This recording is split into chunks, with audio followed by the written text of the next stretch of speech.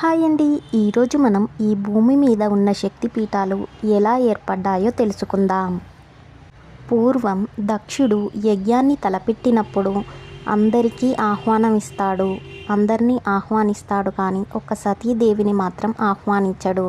అయినా సరే పిలుపు లేకపోయినా తన పుట్టింటి యజ్ఞానికి వెళ్ళాలి అనే కోరికతో సతీదేవి అక్కడికి వెళుతుంది. కానీ తనకు తన భర్త అయిన శివునికి చాలా అవమానం జరుగుతుంది.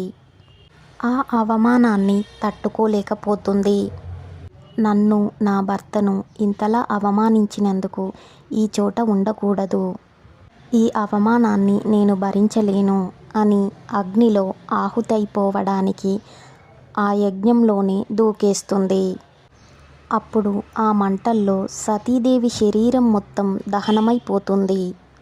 సతీదేవి అలా మంటల్లో కాలిపోతూ ఉండడం శివుడు తట్టుకోలేకపోతాడు. అలా సతీదేవి శరీరాన్ని పట్టుకొని శివుడు ఈ ప్రపంచమంతా తిరుగుతాడు.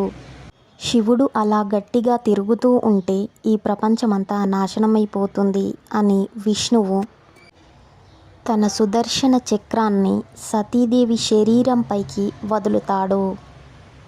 అలా ఆ సుదర్శన చక్రం సతీదేవి ఒంటిపై తగలగానే సతీదేవి శరీర భాగాలు మొత్తం ఒక్కొక్కటిగా నేలపై పడిపోతాయి.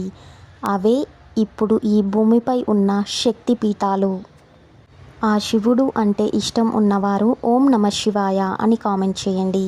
నేను ఇచ్చిన ఈ ఇన్ఫర్మేషన్ మీకు నచ్చినట్లయితే నా ఛానల్ని like, share, comment and subscribe చేయండి. Thank you for watching.